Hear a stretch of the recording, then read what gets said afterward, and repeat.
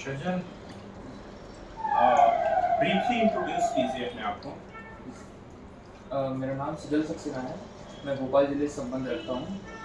मैंने अपनी शिक्षा 2019 में बीए से स्नातक किया है बरकतुल्लाह विश्वविद्यालय से। इसके बाद मैं मध्य प्रदेश लोक सेवा परीक्षा की तैयारी करना आरंभ किया, जिसे मैंने पहले अटेम्प्ट में प्रीलिम्स क्लियर करके मेंस क्लियर किया।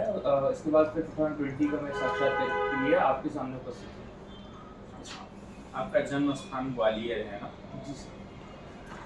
अभी चंबल क्षेत्र की क्या 5 समस्याएं हैं और एज एसडीएम उसका कैसे समाधान प्रस्तुत करेंगे? क्या विजन है आपका? सर, सबसे पहले चंबल क्षेत्र में जो परेशानी देखने को मिल रही है वो एक बीहड़ क्षेत्र है। सबसे पहले जो बीहड़ क्षेत्र में सबसे ज़्यादा अपरदन देखा जाता है, जिस कारण से वहाँ के किसानों को इतनी ज़्यादा सुलभ भूमि नहीं मिल रही, इतनी अच्छी भूमि नहीं है वहाँ पर। तो एक बीहड़ सर्किट का निर्माण करूँगा अगर मैं एसडीएम रहूँगा तो। बीहड़ सर्किट में मेरे कुछ एक टूरिज़्म के लिए और ख़ासकर वहाँ पे कुछ चीज़ें मैंने सोचा है वो मैं बताना चाहूँगा।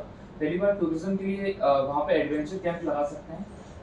दूसरा वहाँ पर ऐसे पौधों के बीज डाल सकते हैं जैसे जेट्रोफा हुआ, जिससे कि वहाँ पर जेट्रोफा की हम ज़्यादा पैदावार बढ़ाकर उसका बायोडीजल बना सकते हैं। और इन कुछ उपायों के साथ हम वहाँ पर बीहड़ सर्किट का निर्माण कर सकते हैं। आपने बिहार को भ्रमण किया है, कभी नहीं देखा है? सर, मैंने सुना है क्योंकि सुना है ना? जी, मैं वो समझ रहा था। क्योंकि सुनने के बाद इतना सर्किट बनाना या निर्णय लेना कैसे हो सकता है सुनने के आधार पे? कि आपके सुनने के, आपके बताने से ही मैं समझ गया कि आपने बिहार नहीं देखा।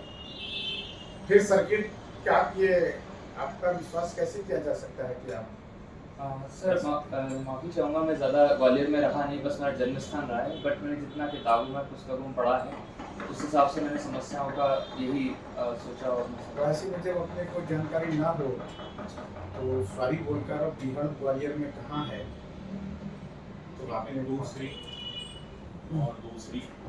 समस्या क्या है? पहली तो आपने बताया, दूसरी समस्या क्या है?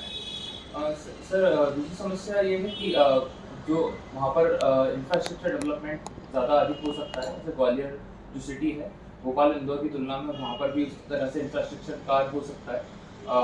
और साथ ही साथ इंडस्ट्रियल डेवलपमेंट भी किया जा सकता है, जैसे केलारस और डबरा जो क्षेत्र है, वहाँ पर जिस तरीके से इंदौर डेवलप हुआ है, आईटी हब भी डेवलप कर सकते हैं वहाँ पर।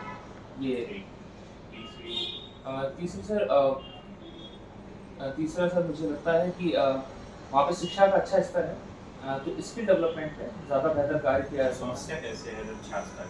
इससे पोटेंशियल है कि स्किल डेवलपमेंट के कार्य अभी कम है। स्किल डेवलपमेंट के प्रोजेक्ट खुल सकते हैं वहाँ पे। अभी केवल वहाँ पे एजुकेशन हब अच्छे हैं, तो खासकर जो वोकेशनल ट्रेनिंग दी जा सकती है वहाँ पर। और जिससे मुझे इतना नहीं आता है। नहीं आ रहा।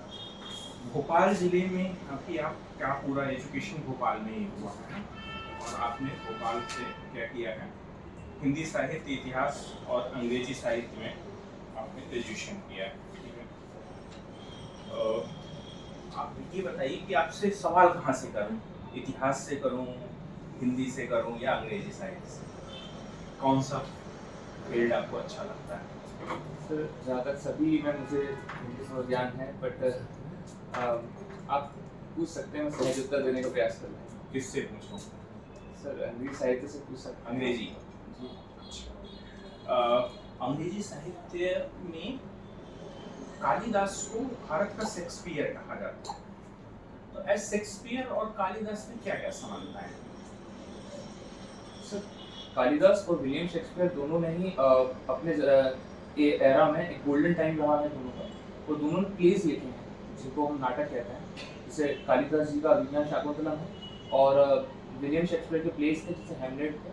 और इसके बिहाफ में कालिदास को भारत का शेक्सपियर कहा जाता है, परंतु ये कहना उचित नहीं होगा क्योंकि शेक्सपियर बहुत बाद में 1500 एडी में आए हैं और कालिदास का 500 एडी का था। परंतु सिमिलरिटीज क्या है, डिससिमिलरिटीज क्या है, दोनों में विषमताएं क्या हैं? सर, सिमिलरिटीज पहला प्लेस जो थे दोनों के, उनका मंचन होता था उस समय पे, और बहुत खूब ठीक है, बहुत खूब हम कह सकते हैं लिटरेचर में ऐसा क्या कॉन्क्रीट था जिससे हम कहें कि दोनों ये समानता है, दोनों कालजयी हैं? सर रोमांटिक्स प्लेज लिखे थे दोनों ने, कालिदास और विलियम शेक्सपियर उस समय। और सर दोनों की नई कविताएं शुरू की, जैसे विलियम शेक्सपियर की सोनेट एक प्रथा शुरू की थी उन्होंने 14 लाइन्स की। इस तरह से कालिदास ने नई कविताओं का जो संस्कृत में कविताएं लिखी थी, काव्य लिखे थे वो। सोनेट क्या है? सोनेट सर 14 लाइन्स की पोएम होती थी जिनको सोनेट कहा जाता था। बेस्ट सोनेट किसकी मानी जाती है इंग्लिश लिटरेचर में? बेस्ट सोनेट तो विलियम शेक्सपियर की भी मानी जाती है, विलियम शेक्सपियर इन्हीं ने शुरू किया था। ऑन हिज ब्लाइंडनेस किसकी रचना है? On his blindness sorry sir याद ये बेस्ट सोनेट मानी जाती है। हाँ? मुझे पोएट याद नहीं। अच्छा, हिंदी लिटरेचर भी आपका रहा है, प्रिय कवि कौन है आपका? सर प्रिय कवि में मैं जितने नए कवि रहे हैं उनमें से मैं मानता हूँ कुछ को सभी हैं सर, जैसे हरिवंश राय बच्चन हैं, शिवमंगल सिंह सुमन हैं, मुझे इन कवियों को पढ़ना चाहिए। सजल जी, आप फिजिक्स के स्टूडेंट रहे हैं 12th में, आपने कभी विचार किया है कि खिलौने बच्चों के किस एनर्जी से चलते हैं और कैसे चलते हैं? ये चाबी वाले खिलौने देखे होंगे। सर जहाँ तक मुझे इतना ज्ञान है, वो एक मैकेनिकल एनर्जी देनी पड़ती है पहले हमें उनमें चाबी भर के, उसके बाद वो काइनेटिक एनर्जी के रूप में चल सकते हैं आगे।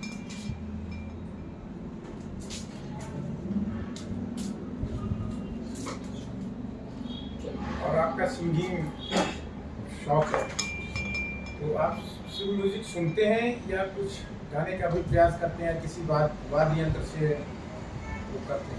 सर मैं केवल गाता हूँ, सुनता हूँ। गीत आपको याद है या आप करोके वगैरह से देखकर? नहीं सर, मुझे याद है।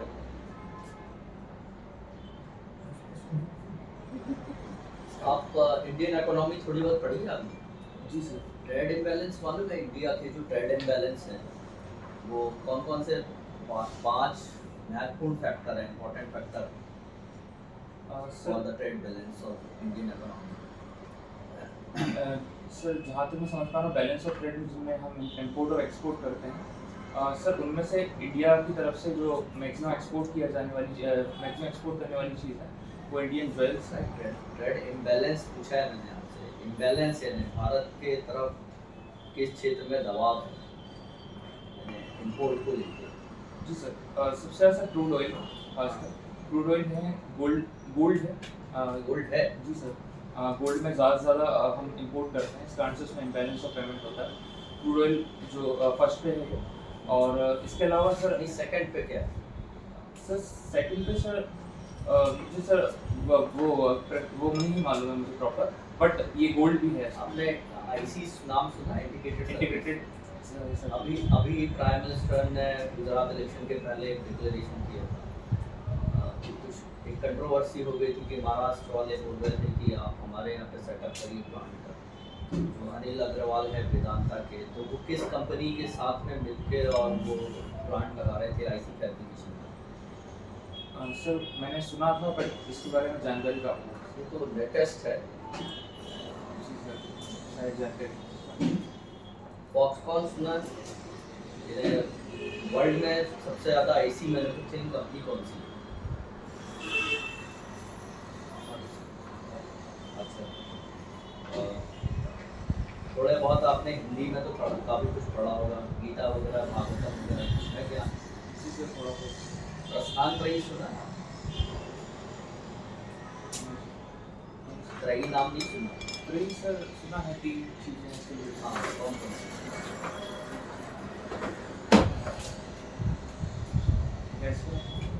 गैस करना चाहूँ? बिल्कुल बिल्कुल चलिए। सर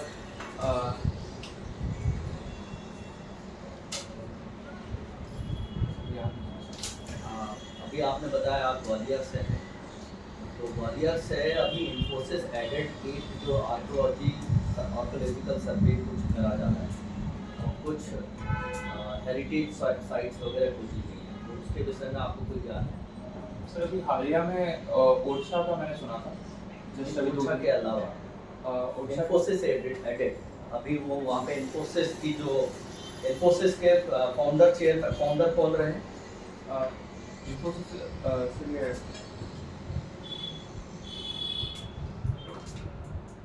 इन्फोसिस सुधा मूर्ति और उनके हस्बैंड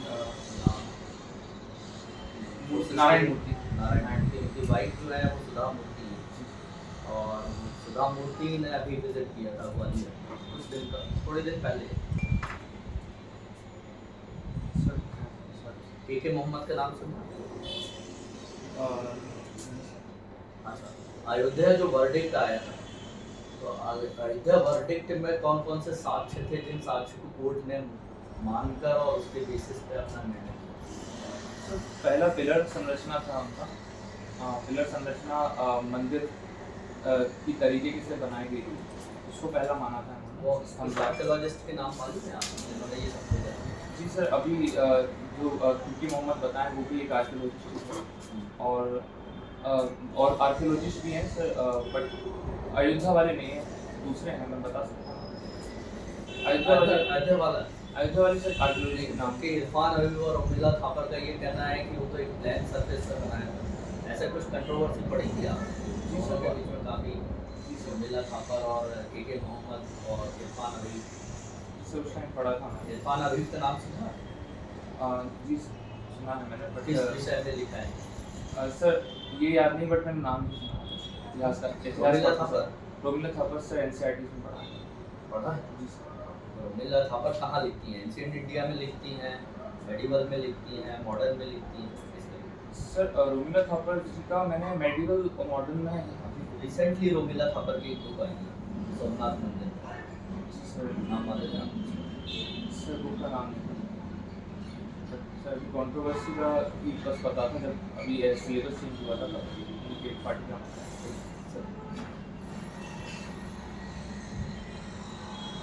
आप ये बताइए, किसी भी अपने मध्य प्रदेश की गरीबी के लिए कौन मुख्य रूप से, क्या मध्य प्रदेश में जो गरीबी है यहाँ, तो क्या आप समस्याएं देखते हैं? मध्य प्रदेश विशेष रूप से करता है एग्रीकल्चर में भी पिछड़ा हुआ है, पंजाब की तुलना में, उत्तर प्रदेश की तुलना में हमारे किसान यहाँ के गरीब हैं, जबकि लैंड अपने पास तो बहुत बड़े बड़े सीगमेंट हैं।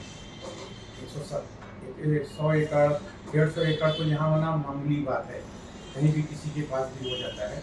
यही पंजाब में और उत्तर प्रदेश में नहीं, लेकिन वहाँ का किसान बहुत समृद्ध है। सर इसके एक से अधिक कारण है।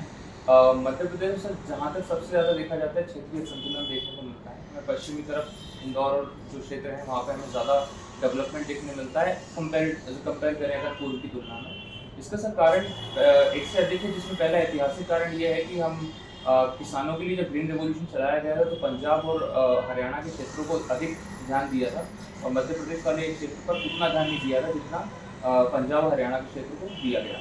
इसके इस बात सर सेकंड है ज्योग्राफिकल रीज़न है इसका कि पंजाब और हरियाणा की जो भूमि है वो सिंचित क्षेत्र है, सिंधु का क्षेत्र है, जबकि मध्य प्रदेश में जो ऊपरी क्षेत्र है वही वहाँ पर उपजाऊ सबसे अच्छी मिट्टी पाई जाती है, जबकि पूरे बाकी क्षेत्रों में इतनी बेहतर मिट्टी नहीं पाई जाती है। ज़्यादा से ज़्यादा बीजों की ज़रूरत होती है और ज़्यादा से ज़्यादा हमें उर्वरकों की आवश्यकता होती है। और इसके साथ सर बहुत सारी चीज़ें ये भी हैं कि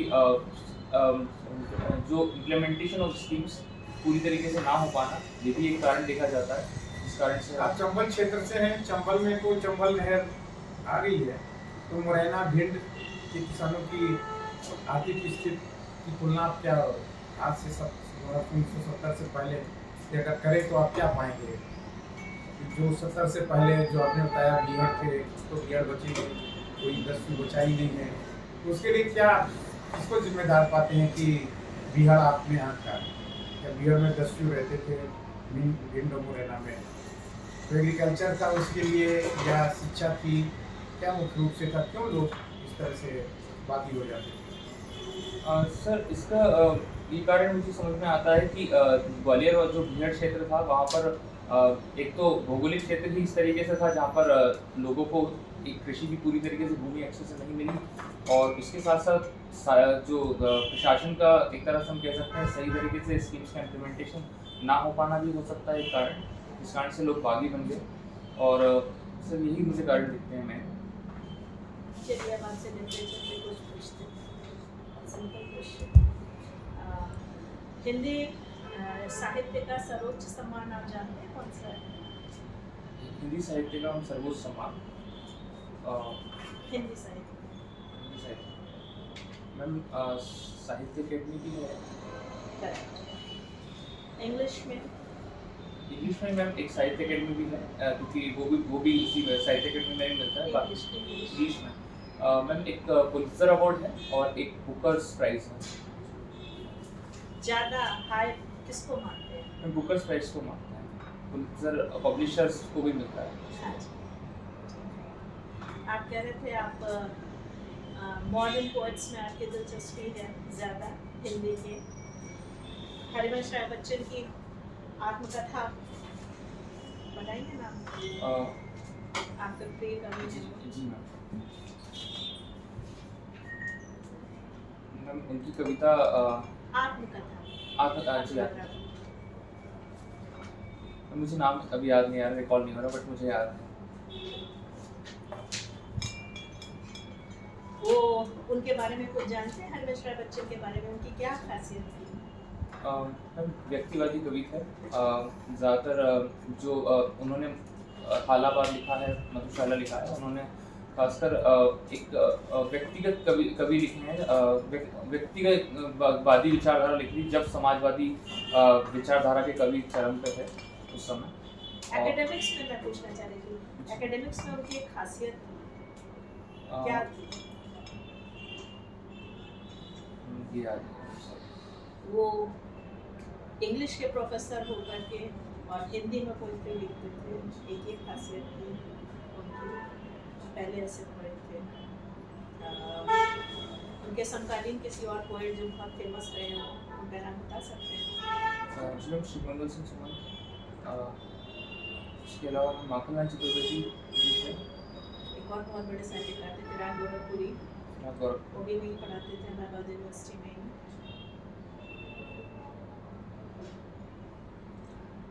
सिंगिंग आपकी हॉबी है, क्या गाते हैं? सर बॉलीवुड सॉन्ग्स, क्या sir old songs new song दोनों गाते हैं कि सुनते हैं? गाना सर दोनों। क्या गाते हैं, सुनाइए। जी सर। ऐसी तो मेरी तकदीर न थी, तुम साज कोई महबूब मिले, दिल आज खुशी से पागल है, ऐ जाने वफा तुम खूब मिले, ऐ जाने वफा तुम खूब मिले, क्या तुमने अदा पाई, दिल क्यों न बने पागल, ये देख के दिल झूमा, ली प्यार ने अंगड़ाई, दीवाना हुआ बादल। ठीक है। बरकतुल्लाह ने एक अफगानिस्तान में एक सरकार भी बनी थी, कब बनी थी? सर 1915 में बनी थी, 1915 से 1915। कौन था वहाँ का प्रमुख उस अस्थायी सरकार का? सर महेंद्र प्रताप सिंह प्रेसिडेंट थे उसमें, राजा महेंद्र प्रताप, और ये प्राइम मिनिस्टर थे। और अस्थायी सरकारें कहाँ कहाँ बनी? भारत के बाहर क्या क्या हुआ था कुछ? सर इस डेवलपमेंट भारत के बाहर सर सेकेंड वर्ल्ड वॉर के टाइम सुभाष चंद्र बोस ने सरकार बनाई थी सिंगापुर में। इसके साथ ही साथ गदर पार्टी जरूर बनी थी, बट वो प्रोविंशियल गवर्नमेंट नहीं थी। गदर पार्टी कहाँ मुख्यालय था? सर सैन फ्रांसिस्को में 1930। कौन सा उसका मुख्य पत्र था? गदर कितनी भाषाओं में प्रकाशित होता था गदर? सर कितनी भाषा तक नहीं होता सर, इंग्लिश में होता था, ये इंग्लिश में होता था, इंग्लिश उर्दू में होता था। दो में सर मुझे दो का याद है। ठीक है सर। सर एक आईएएस भी थे, पता है आपको? सर चंद्र नहीं पता? पता लगा कि आइएगा, मिलेगा।